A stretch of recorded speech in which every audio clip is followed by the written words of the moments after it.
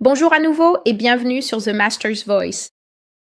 Je suis Célestial et vous êtes les bienvenus sur cette chaîne. À tous les anciens et nouveaux abonnés, vous êtes très chaleureusement accueillis. Veuillez vérifier le menu à 3 points en haut ou en bas de l'écran et ajuster vos paramètres en choisissant l'option avancée ou une qualité supérieure, puis augmentez la vidéo à la résolution la plus élevée disponible pour votre appareil.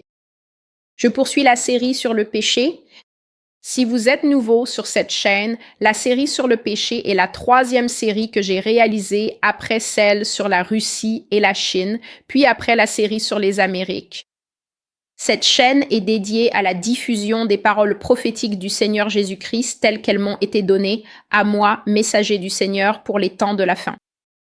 Je m'appelle Célestial et mon travail ici sur The Master's Voice est de faire connaître et de rendre clairement compréhensible la voix du Seigneur Jésus-Christ, principalement au peuple des États-Unis, puis au reste du monde, à l'Église du Seigneur et à toute autre personne qui pourrait trouver ce contenu. Dieu n'est certainement pas silencieux en ces temps de la fin. Le Seigneur a beaucoup de choses à dire. Ainsi, alors que je poursuis la série sur le péché, ce que j'examine, ce ne sont pas seulement les péchés particuliers dont le Seigneur dit que l'Amérique est coupable, mais Dieu élargit parfois le filet pour attraper d'autres poissons coupables. J'ai abordé différentes choses dont l'Amérique est coupable, et aujourd'hui, je vais me pencher sur l'image particulièrement bouleversante et la question particulièrement troublante de l'abus sexuel sur les enfants. L'abus sexuel sur les enfants n'est pas nouveau pour nous. En fait, c'est quelque chose qui a suscité pas mal de remous, je pense, en 2020. Pas mal de scandales ont éclaté, je pense notamment au scandale Epstein. Mais l'angle que le Seigneur apporte consiste essentiellement à exposer ce qui se passe en coulisses. Il y a donc des choses qui se passent en arrière-plan et que la plupart des gens ignorent. La plupart des gens aux États-Unis ont une certaine vision de l'Amérique et il est très difficile de les faire changer d'avis. Ils estiment que, parce qu'ils ont vécu toute leur vie dans ce pays, ils sont les mieux placés pour parler de ce qui s'y passe. Et en réalité, ils n'ont aucune idée que derrière la façade de ce qu'on leur montre à travers une combinaison de la télévision, des médias et des articles qu'ils consomment depuis toujours, il existe un monde complètement différent. Je l'appelle toujours le côté sombre et caché des États-Unis. Il existe un monde complètement différent au-delà, j'irais presque jusqu'à dire, de la façade publique de l'Amérique. Donc, l'Amérique telle qu'elle prétend être lorsqu'elle sort en public ou passe à la télévision n'a rien à voir avec ce que Dieu voit d'elle. Et dans la série sur le péché, le Seigneur révèle des choses que beaucoup de gens vivant dans ce pays ignorent. Certaines personnes en sont conscientes. Mais vous constaterez qu'en essayant d'avertir les gens autour de vous, vous faites face à beaucoup de dissonances cognitives, c'est-à-dire qu'ils ne peuvent pas vous entendre. Et la raison pour laquelle ils ne peuvent pas vous entendre, c'est parce que leur cœur et leur esprit sont engourdis. La Bible dit « Rends insensible le cœur de ce peuple et ferme leurs yeux. » Parce que si leurs yeux étaient ouverts, ils verraient et comprendraient. Si leurs oreilles étaient ouvertes, ils pourraient réellement entendre à un niveau spirituel. Lorsque vos yeux sont aveuglés et votre cœur endurci, il vous est impossible de recevoir un contenu qui a été révélé spirituellement par le Seigneur. Vous direz toujours que c'est un mensonge. Vous aurez aussi l'impression que c'est bien plus lourd que ce que vous pouvez supporter. Et cela s'explique par le fait que les vérités spirituelles ne peuvent être portées que par des vases spirituellement préparés.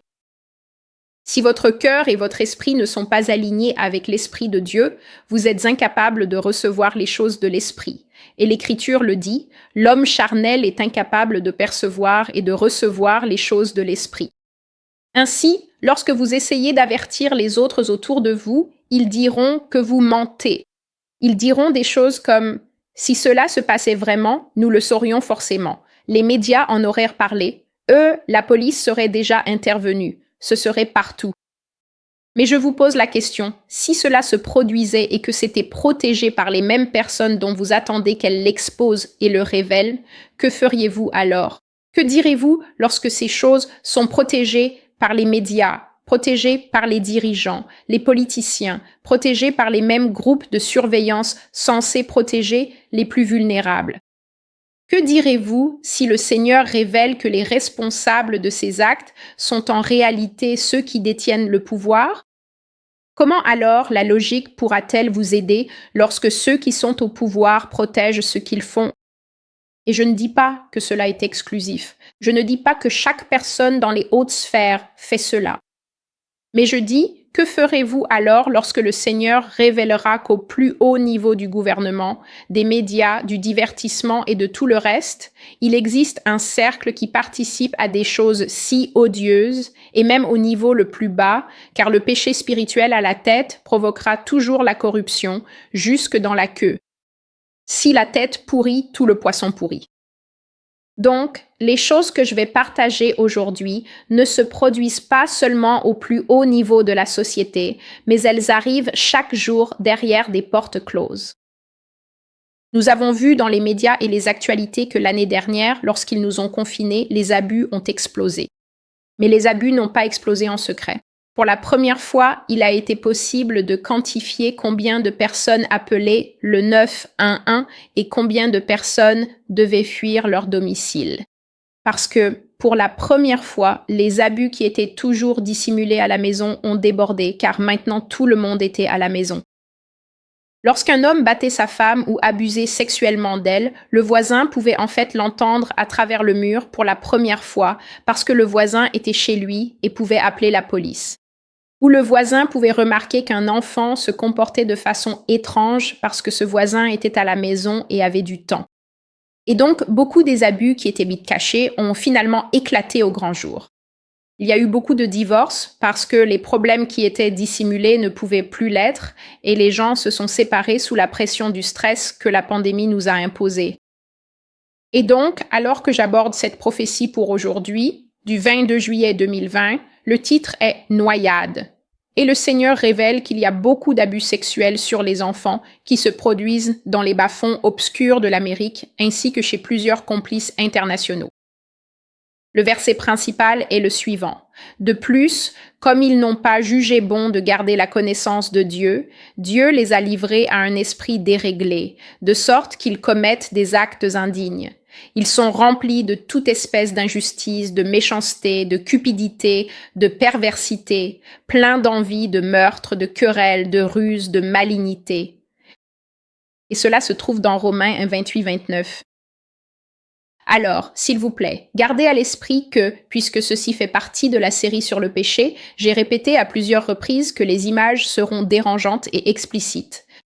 Mais en ce qui concerne ce sujet en particulier, je dis toujours qu'il y a parmi nous des personnes qui entendent ces choses pour la première fois, et la réaction naturelle est de ressentir un choc, de fondre en larmes, de dire « Oh, ces pauvres enfants, je ne peux pas le supporter et je ne peux pas l'entendre ».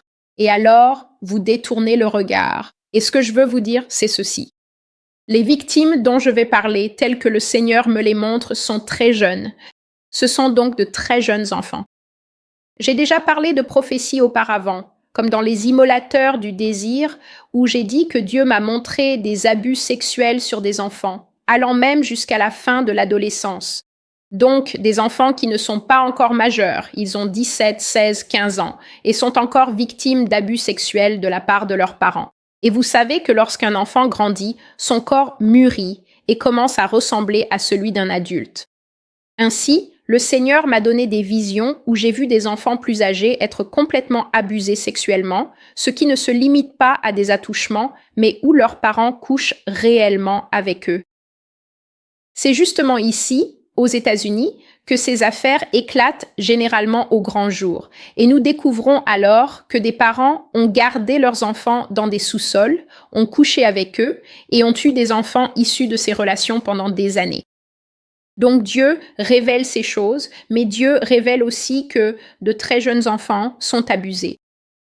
Et je ne dis pas que ces choses ne sont pas dévastatrices, car je les vois fréquemment. Ce que je dis, c'est qu'il doit y avoir plus de réactions de notre part, à nous qui écoutons. Nous ne pouvons pas simplement détourner le regard et dire « Oh, c'est tellement dévastateur, je ne peux pas écouter ». Je dis toujours que si les bébés qui endurent cela peuvent le supporter, le minimum que vous puissiez faire est d'honorer ce qu'ils ont traversé en écoutant, afin d'être correctement informés et que, lorsque vous partez pour votre temps de prière, il ne s'agisse pas seulement de sanglots et de ce genre de réaction émotionnelle charnelle où vous vous apitoyez surtout sur vous-même et aussi sur les enfants pour ce qu'ils traversent, mais où vous n'êtes pas capable d'être d'une quelconque utilité pratique en priant pour eux et en menant un bon combat pour eux. Et donc, la façon dont cette prophétie a commencé et la manière dont le Seigneur procède parfois avec moi. Je vois une image ou je vois quelque chose, soit dans mes rêves, soit dans une vision, et je le vois pendant un moment et je sais alors que quelque chose arrive. Je partagerai quelque chose à la fin de cette prophétie à ce sujet et j'espère que je m'en souviendrai. Donc, la façon dont cela a commencé, c'est que je voyais sans cesse une piscine dans mon rêve. Elle apparaissait en ton sépia. Vous savez, quand une photo est entièrement en noir et blanc ou dans des nuances fondues de brun. Donc, je ne pouvais pas vraiment dire l'époque ou la période à laquelle appartenait cette piscine, mais je voyais une immense piscine de taille olympique.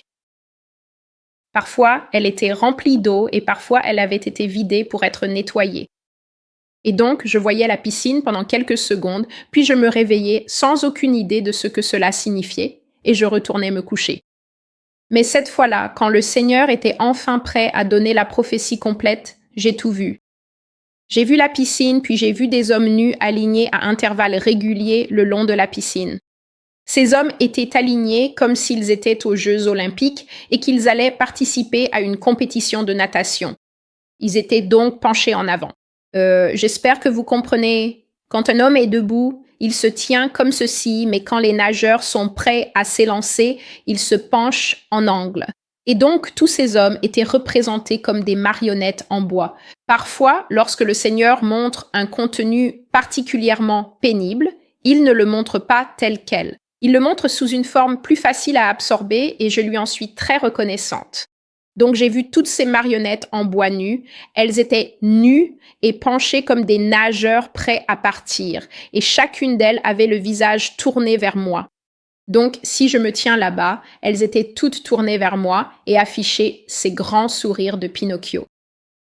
Et sur les parties intimes de chacun de ces hommes, ils tenaient un petit enfant, et l'enfant était collé à leur partie intime parce qu'ils tenaient l'enfant et abusaient sexuellement de lui par voie anale. Il n'y avait aucun mouvement. Il y avait simplement un petit enfant collé à la partie intime de chaque homme, et ils tenaient l'enfant fermement avec les deux mains, se tournaient vers moi comme ceci et souriaient. C'est une image vraiment terrifiante. Et donc, la seule façon d'identifier les nations dont venaient ces poupées, c'est qu'elles portaient une manche de compétition. Maintenant, ma jambe n'est pas dans le cadre, mais une manche de compétition, c'est en gros cette nouvelle tendance que les athlètes portent. On peut même la porter sur le bras. C'est une manche en nylon et elle est imprimée avec le drapeau de votre pays. Et donc, si vous êtes coureur, vous avez le droit de mettre une manche de compétition sur votre jambe. Ainsi, quand vous courez, on peut facilement voir, ah, c'est la Suède, c'est la France, c'est les États-Unis ou c'est le Royaume-Uni. Voilà donc les manches de compétition que j'ai vues sur les jambes des hommes nus alors qu'ils se tenaient dans leur couloir de nage. J'ai vu Israël, les États-Unis, le Royaume-Uni, l'Italie, l'Allemagne et la France. Il y avait quelques autres pays, mais je n'ai pas reconnu leur drapeau immédiatement. Ce que je savais, c'est que Dieu expose les nations connues pour la pédophilie. Maintenant, lorsqu'une nation est connue pour la pédophilie, ce n'est pas comme si elle était célèbre au point que vous puissiez aller sur Wikipédia et taper « Quelles sont les nations célèbres pour la pédophilie ?» Et puis, ils vont apparaître et dire « Oh, Israël est une bonne destination où aller. » Lorsqu'une nation est célèbre pour un certain type de péché, cela remonte à la surface dans les bas-fonds. C'est une sorte de monnaie du marché noir où ceux qui savent, savent et ceux qui n'ont aucune idée ne sauront jamais. Beaucoup de gens vont dans ces pays européens et beaucoup de gens viennent ici, aux États-Unis, et des tonnes de personnes affluent vers Israël pour une expérience spirituelle. Et pourtant, la majorité de ces personnes ne savent pas que derrière les façades de ces nations, il existe un marché noir bouillonnant qui fait du trafic et du commerce de petits garçons et de petites filles livrés sur l'autel du sacrifice charnel pour la gratification d'hommes adultes qui prennent leur plaisir en abusant de jeunes enfants. Ce qui m'a paru étrange, et j'y ai pensé même en me réveillant de ce rêve, c'est que dans beaucoup de ces nations, les gens sont abasourdis lorsqu'ils entendent que Dieu expose ces pays pour de telles choses. Et cela parce que ces nations maintiennent une façade extrêmement propre. Personne n'imaginerait jamais que de telles choses se passent. Maintenant, je sais que l'Amérique est célèbre dans le monde entier, et beaucoup de gens savent qu'il s'y passe beaucoup de choses sordides.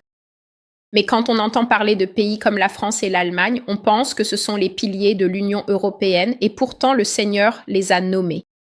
Je souligne simplement cela pour qu'il soit bien compris que lorsque des enfants sont abusés, ce n'est pas toujours en Asie que cela se produit. Je sais que c'est un état d'esprit courant dans les nations occidentales. Oh, ce n'est qu'en Thaïlande et en Birmanie que de petits enfants, et en Chine. Ce n'est que dans ces endroits que de petits enfants sont abusés. Il y a des personnes qui sont abusées juste ici. Il y a des personnes qui sont abusées dans des immeubles d'appartements qui se trouvent dans la rue devant laquelle vous passez et vous n'avez aucune idée que tout l'immeuble appartient à une seule personne qui l'utilise pour le trafic sexuel. Vous n'avez aucune idée que dans cette maison où vous voyez souvent passer des voitures de police, de nombreux garçons et filles, très jeunes, beaucoup trop jeunes, sont forcés de coucher avec personne après personne contre leur gré, arrachés à leurs parents, des femmes adultes enlevées dans la rue, vivant en esclavage sexuel. Et c'est juste dans la rue et vous pensez que des gens normaux y vivent parce que vous voyez des personnes entrer et sortir et vous vous dites qu'ils doivent y habiter, mais ce n'est pas le cas. Dans certains de ces pays que l'on m'a montrés, le Seigneur m'a révélé que le type de pédophilie qui s'y pratique est la pédérastie. La pédérastie est une ancienne pratique grecque où un homme adulte couche avec un jeune garçon, quelqu'un qui a 13, 14 ou 15 ans. Donc ce n'est certainement pas un tout petit enfant, mais bien quelqu'un qui est en train de grandir. Il m'a aussi montré que parfois, même des personnes bien plus âgées, des gens de 60 ou 70 ans, sortent avec des personnes qui sont adolescentes ou qui ont 22 ans. Maintenant, beaucoup diront « Oh, une personne de 22 ou 23 ans est un adulte ». Mais le Seigneur a montré qu'il y a beaucoup de manipulation qui se produit dans ces relations, parce qu'un homme de 60 ou 71 ans a clairement vécu presque toute sa vie et possède de nombreux outils à sa disposition pour manipuler les émotions encore jeunes et naissantes d'une personne de 19, 21 ou 24 ou 25 ans. Le Seigneur m'a fait comprendre que c'est la raison pour laquelle on voit beaucoup d'hommes très âgés se promener avec des personnes très jeunes et en pleine croissance dans ces nations, aussi bien des hommes que des femmes. Des nations comme la France, l'Allemagne, l'Italie et même ici sont coupables de cet amour pédérastique entre adultes et enfants. Cela donne l'impression de deux parties consentantes. Mais le Seigneur dit que c'est absolument absurde, car même lorsqu'un jeune grandit, il ne possède pas encore toutes ses facultés. Comprenez que les jeunes sont capables d'émotions très puissantes. Et lorsqu'une personne plus âgée commence à les encadrer, les aider, les former ou s'intéresser à eux à cause de leurs talents ou de leurs dons, les jeunes ont tendance à être très facilement influencés et commencent à penser que les sentiments de gratitude et d'affection qu'ils éprouvent pour la personne plus âgée sont en réalité de l'amour. Il ne faut pas longtemps avant que cela ne déborde sur des questions d'ordre sexuel. Et donc, si vous vous êtes déjà demandé pourquoi Lolita était un livre aussi populaire à l'époque où il a été écrit, c'est parce que l'amour pédérastique, la pédérastie, qui est un vestige de l'ancien amour grec interdit, existe encore aujourd'hui. Cependant, le Seigneur a dit que l'image de la poupée masculine tenant des enfants dans une posture de sodomie est sa façon d'exposer la pratique du viol et de la sodomie sur des enfants dans ces nations. Le viol d'enfants par des hommes qui ne devraient jamais toucher des enfants. tout simplement. Le rêve a de nouveau changé, prenant la forme d'une vidéo, et j'ai alors vu un autre type de maltraitance d'enfants. J'ai vu de petites filles en juste au corps, avec des visages et des coiffures d'adultes, qui entraient dans une arène vide pour concourir. Elles exécutaient des mouvements compliqués avec les jambes et les bras ainsi que des pas de danse, puis elles prenaient la pose et la suivante entrait pour faire la même chose. Les enfants semblaient très posées et élégantes, mais en regardant de plus près, je pouvais voir qu'elles étaient extrêmement sous-alimentées et fatiguées. Elles étaient trop maigres, toutes plates, surmenées et terriblement épuisées, ces petites filles. Elles tenaient leur pose, puis le Seigneur a commencé à placer des drapeaux au-dessus de la tête de chaque concurrente. Voici les drapeaux que j'ai vus. Roumanie, Russie, Autriche, Hongrie, Allemagne communiste. Donc cela fait probablement référence à l'Allemagne de l'Est à une certaine époque et la nation de Lettonie. Ce sont les pays qui sont apparus au-dessus de la tête des filles lorsque c'était une vieille vidéo. C'était donc comme si je regardais une vieille vidéo de compétition de gymnastes et voici les nations que j'ai vues. Roumanie, Russie, Autriche, Hongrie, Allemagne de l'Est et Lettonie. Puis les images ont changé et j'ai vu des vêtements beaucoup plus scintillants. Alors les enfants sont apparus en juste au corps et maillots de bain révélateurs, avec des coiffes incroyables et des mouvements très précis. Des enfants modernes, des gymnastes modernes, des athlètes modernes, très jeunes, également maltraités. 2 autres drapeaux sont apparus, la Chine et le Japon. Et le Saint-Esprit m'a dit dans mon sommeil, perfection impitoyable. Et il parlait de la dureté avec laquelle les jeunes athlètes sont entraînés et de la façon dont ils sont traités dans la quête de l'or sportif par ces nations. Le rêve a de nouveau changé et j'ai vu la même piscine qu'au début. Un sac grossier de couleur brune, a été jeté dans la piscine avec un enfant à l'intérieur. C'était donc juste un sac grossier en toile de jute brune, dont l'ouverture avait été très solidement attachée avec de la ficelle, et il y avait un enfant qui se débattait à l'intérieur de ce sac. Le sac a été jeté dans la piscine et un groupe d'adultes se tenait autour du bassin, observant en silence pour se divertir jusqu'à ce que le sac cesse de bouger dans l'eau. Dans l'image suivante du rêve, j'ai vu une toute petite fille aux cheveux foncés, âgée d'à peine 5 ou 6 ans. Elle portait un maillot de bain blanc, donc c'était clairement l'une des athlètes d'avant, et elle avait une expression sur le visage bien trop mature pour son âge. J'ai vu la main d'un homme portant une alliance, et elle est venue se poser sur les parties intimes de la petite fille dans un geste très clair de possession. J'ai été stupéfait de voir cela. Un homme adulte, soit marié mais abusant d'une enfant de 5 ou 6 ans, soit un homme adulte que le Seigneur montre comme pensant avoir une alliance de mariage avec une enfant de 5 ou 6 ans, et il s'agit clairement d'une alliance sexuelle puisque la main reposait sur ses parties intimes. L'image dans le rêve a changé, et cette fois j'ai vu une rangée de chaises longues de piscine avec des hommes nus dessus. Ils n'étaient donc pas montrés comme des poupées. Ils étaient montrés comme de vrais hommes, et chaque homme recevait une fellation d'un enfant. Maintenant, le Seigneur ne m'a pas montré les enfants comme des enfants. Il les a montrés comme de petits poissons. J'ai donc vu des truites, des saumons et des merlus, et j'ai vu que chacun d'eux était sur la partie intime d'un homme par la bouche, et le poisson se débattait parce qu'il était en train de mourir. C'était une image terrible à voir, et le Seigneur m'a fait comprendre que c'est là toute l'ironie de l'abus sexuel. Derrière les enfants, il y avait la même piscine. Je voyais donc des poissons mourir hors de l'eau, et en regardant les petits poissons mourir alors qu'il y avait de l'eau disponible juste derrière eux, j'ai compris que le Seigneur me montrait là toute l'ironie de la situation. Les enfants sont sortis de leur élément à cause de ce qu'on leur fait subir et de ce qu'on les force à faire. Ils meurent alors que l'aide dont ils ont besoin se trouve à seulement quelques mètres d'eux. Il y a des enfants qui sont maltraités et ils vont à la même garderie que des enfants qui ne le sont pas. Et donc ils jouent, mais l'enfant maltraité est tellement dysfonctionnel, L'enfant maltraité est là, avec le petit ballon, avec les jeux d'ordinateur et tout ce dont il ou elle a besoin pour l'aider à être un enfant. Et pourtant, il existe un fossé si grand que seul le Seigneur Dieu peut le combler.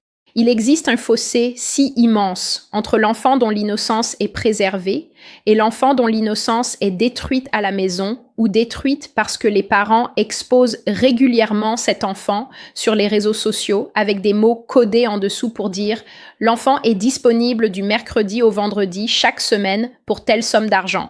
Si vous ne savez pas que ces choses arrivent dans ce pays, alors je n'ai pas de mots pour vous. Je n'ai rien à dire si ce n'est qu'elles arrivent bel et bien. Et le jour où le Seigneur Dieu les traînera à la lumière, vous découvrirez des choses qui pèsent sur le cœur d'autres personnes dans le royaume de Dieu, simplement parce que vous refusez soit d'y croire, soit de faire les recherches nécessaires et de vous instruire, ou bien parce que vous préférez littéralement vivre dans l'ignorance. Et donc, cette image de petit poisson forcé de prodiguer des attentions orales à des hommes adultes a été la dernière chose que j'ai vue, et j'ai alors été très soulagée de me réveiller de ce rêve. Parfois, il faut qu'on nous tende un miroir pour voir le comportement malfaisant. Parfois, il faut que ce soit dit crûment sur une chaîne YouTube ou que quelqu'un nous transmette sans détour quelque chose que nous pensons ne pas pouvoir supporter, afin que nous soyons secoués de notre torpeur et que nous réalisions qu'il se passe des choses très réelles et très mauvaises tout autour de nous. Et donc maintenant, j'aimerais prier cette prière que j'ai écrite sous l'inspiration du Seigneur lorsque j'ai terminé de transcrire cette prophétie. Elle s'intitule « Prière pour les victimes d'abus et ceux qui sont en captivité ». Père céleste, Seigneur Jésus, en ton grand et saint nom, j'élève des requêtes et des prières pour chaque victime cachée de ce grand mal. Dieu, je prie pour eux de tout mon cœur et je te demande d'écouter ces prières et d'agir rapidement, Dieu Tout-Puissant, avec ta grande et puissante épée pour sauver et secourir ceux qui sont cachés aux yeux de tous. Aie pitié d'eux, Seigneur. Fais-les sortir de la captivité par ta puissance. Utilise tous les moyens de ta grandeur et de tes ressources infinies pour les secourir et les sauver, Seigneur Dieu. Brise les chaînes invisibles de l'esclavage satanique qui les ont attrapés, capturés, retenus et liés, Seigneur. Que leurs ravisseurs soient vus, remarqués, découverts, dénoncés et exposés au nom de Jésus. Que leurs crimes soient révélés, Père Dieu, que chaque oreille l'entende, que leur nom soit prononcé et que leur visage soit affiché partout afin que tous connaissent le mal qui sommeille en eux. Couvre-les de honte, Seigneur. Expose ce qui est fait dans l'ombre en le faisant venir à la lumière. Qu'il ne reste plus aucun endroit où ils puissent se cacher. Père, je prie pour ceux qui ont souffert et qui sont encore pris dans ce filet maléfique. Père, tends la main, touche, réconforte, guéris et restaure tous ceux qui ont subi des abus. Qu'ils connaissent ta consolation, ta guérison, ton amour et ta restauration. Rends-leur, Seigneur, ce qui leur a été arraché par la puissance de ton Saint-Esprit, car lui seul peut restaurer comme nul autre. Guéris leur esprit, Seigneur, de ce qu'ils ont été forcés de voir, de ce qu'ils ont été forcés de faire. Enlève toute trace persistante d'abus en eux, dans leur esprit et dans leur cœur, par le sang de l'agneau, et renouvelle-les intérieurement afin qu'ils retrouvent la joie et la paix. Guéris leur corps de la marque de l'abus, Seigneur, de la maladie, de la cruauté, des sévices, de la souffrance et de la brisure que l'ennemi leur a infligée, Père. Seigneur Dieu, je te demande d'avoir pitié. Je te demande d'agir rapidement dans ta vengeance, comme le promet le psaume 18. Fais-les sortir de la fosse, Seigneur. Déclare-leur le jour du salut. Fais-leur entendre la bonne nouvelle. Pense leur cœur brisé comme tu l'as promis dans Ésaïe 61. Renverse ces réseaux du mal, Père, prends-les au piège et rends-leur justice au nom de Jésus. Nous réprimandons le dévoreur d'âmes, Satan, loin de ses enfants. Seigneur, d'un seul cœur, nous t'invoquons. Agis rapidement au nom de Jésus. Fais éclater ces choses au grand jour, Dieu. Fais leur justice et mets-y une fin définitive. Au nom puissant du Seigneur Jésus-Christ, nous prions. Ceci est la voix du Maître, et je suis célestial. J'apporte les rêves, les visions, les mises en accusation, les charges que le Seigneur Jésus-Christ m'a données pour que je les apporte et les fasse connaître d'abord à la nation américaine, puis à toutes les nations du monde. J'ai dit au début que parfois le Seigneur me révèle une chose et il me la montre à plusieurs reprises alors qu'il se prépare à faire connaître quelque chose. Je vais donc simplement partager quelques éléments que j'ai commencé à voir avec une régularité assez troublante. L'une d'elles est que je continue de voir Kamala Harris parler à Barack Obama. Ils sont donc assis dans une pièce privée et ils discutent. Mais comme le son est coupé dans la vision, je ne sais pas ce qu'ils disent. Mais je continue de voir ces deux personnes se consulter l'une l'autre, l'ancien président, le président 44, et la vice-présidente de cette nation, Kamala Harris. Je continue aussi de voir des dents humaines. Maintenant, cela peut sembler anodin, mais je peux vous dire que si vous allez sur cette chaîne et regardez les deux rêves, l'un s'appelle le rêve de la fin de l'Amérique et l'autre s'appelle les morts vivants, vous pourriez avoir des raisons de vous inquiéter. Je continue de voir des dents humaines et des marques de morsures extrêmes sur la chair. Cette image me vient que je sois éveillée ou endormie, et je n'en dirai pas plus si ce n'est que si vous regardez ces deux vidéos et que vous ne comprenez pas ce dont le Seigneur nous avertit, alors il n'y a pas grand-chose de plus que je puisse dire. Le Seigneur nous fait entrer dans des temps très périlleux et l'une des choses que le Seigneur m'a dites, que j'ai répétées, et il y a environ 4 ou 5 rêves à ce sujet, c'est que le Seigneur a dit que lorsque nous verrons Kamala Harris assise en tant que présidente de cette nation, nous devrons prendre garde à nous-mêmes. Nous devrons savoir que nous sommes dans un temps de malheur, car ce que l'on appelle la grande réinitialisation ou le nouvel ordre mondial a commencé pleinement. Ce sera une période où nous avancerons progressivement sur un chemin que l'Amérique regrettera. Le Seigneur m'a dit que la chute de l'Amérique ne sera pas rapide. Donc, pour ceux qui pensent que des bombes vont tomber demain et que nous serons tous dans la mer à essayer de nager jusqu'à Kuala Lumpur, ou peu importe où, cela ne se passera pas ainsi. Le Seigneur a dit que la punition de l'Amérique sera lente, sa destruction sera méthodique. Elle aura alors tout le temps de se demander à de très nombreuses reprises. Pourquoi ai-je donc rejeté le Seigneur Jésus-Christ? Pourquoi ai-je commis de tels péchés? Voici exactement ce qu'il affirme. L'Amérique disposera de tout le temps nécessaire pour pleurer son péché, pour pleurer son profond endurcissement, pour pleurer d'être devenue une nation qui assassine les prophètes verbalement et, un jour prochain, physiquement, dans la dure réalité. Si vous n'êtes pas allé sur le blog depuis un moment, je vous suggère d'y aller, car le Seigneur m'a donné une série vraiment préoccupante, et j'ai déjà mis cette série en ligne. J'ai travaillé très dur tout le week-end pour la publier. Elle n'est pas liée à la série sur le péché, et c'est pourquoi je ne fais pas de vidéo pour celle-ci pour l'instant, mais cela vaut la peine de les lire. Ces nouveaux articles de blog valent la peine d'être lus et ils se terminent tous par la phrase « en Amérique ». Elles sont épinglées tout en haut de la bannière du blog, themastersvoice.com. Vous ne pouvez pas les manquer. Jusqu'à ce que nous nous retrouvions, c'était Célestial avec The Master's Voice. Il y a une autre chose.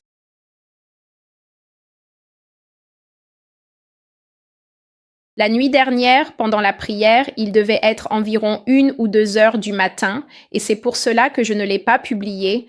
Le Seigneur m'a parlé et il m'a donné un passage des Écritures qu'il me donne depuis tout le mois de juillet. Et Dieu veut que vous sachiez, lorsque vous entendrez cette vidéo, le Seigneur a dit qu'il vous fait connaître quel sera le critère pour être sauvé et secouru par lui le jour où il viendra juger l'Amérique. Le critère ne sera pas de savoir si vous pensez que je dis la vérité ou non. Le critère ne sera pas non plus de savoir si vous aimez ou non ma façon de faire ou ma manière d'être. Le critère ne sera même pas « Oh, j'ai testé les esprits et je ne l'ai pas trouvé assez crédible ». Le critère sera celui-ci. Quand il voit l'épée venir sur le pays, s'il sonne de la trompette et avertit le peuple, alors quiconque entend le son de la trompette et ne se laisse pas avertir, si l'épée vient et l'emporte, son sang sera sur sa propre tête. Il a entendu le son de la trompette, mais il n'a pas tenu compte de l'avertissement. Son sang sera sur lui-même. Mais celui qui tient compte de l'avertissement sauvera sa vie. Ceci est Ézéchiel 33, 3 à 5. Parfois, le Seigneur me fait lire tout le chapitre, mais la nuit dernière, il ne m'a donné que les versets 3 à 5, ce qui revient essentiellement à dire que lorsqu'un guetteur vous a été envoyé pour vous faire connaître ce qui va arriver, ce guetteur sonne de la trompette à la demande du Seigneur. Le guetteur vous fait savoir qu'une épée approche. Une épée n'est pas une chose agréable et ce n'est certainement pas un objet contondant. Je n'ai donc pas besoin d'insister sur ce point. Lorsqu'une épée s'apprête à frapper une nation, surtout une nation aussi coupable de nombreuses choses, comme le dit le Seigneur à propos de celle-ci, le guetteur sonne de la trompette afin que vous entendiez et avant tout que vous vous repentiez. Ce n'est pas pour entendre et se disperser. Ce n'est pas pour entendre et dire « Pourquoi ces jugements sont-ils si durs ?» Ce n'est pas pour entendre et dire « Qui es-tu de toute façon ?» La première et principale réponse à la trompette, c'est de se repentir et de s'assurer que votre vie appartient au Seigneur Jésus-Christ, afin que le jour où les fondations de cette nation commenceront à trembler sous coup sur coup, comme le Seigneur dit qu'il infligera à l'Amérique pour les choses qu'elle fait, comme ce que je viens d'expliquer dans cette vidéo, et pour les choses qu'elle a faites, remontant jusqu'à son passé historique. Lorsque ces coups commenceront à frapper, le Seigneur a dit que les seules personnes qui seront sauvées sont celles qui le connaissent par son nom, qui le connaissent par la foi et qui se trouvent en son Fils, Jésus-Christ.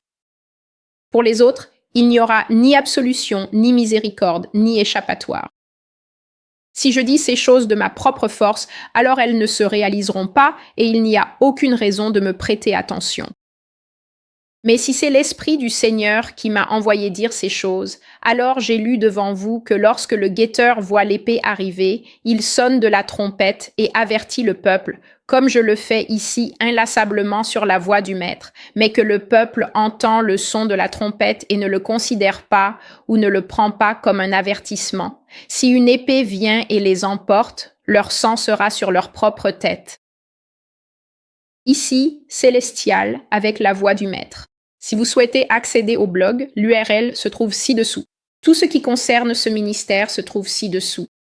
Que le Seigneur vous bénisse et vous garde et jusqu'à ce que je vous revoie au revoir.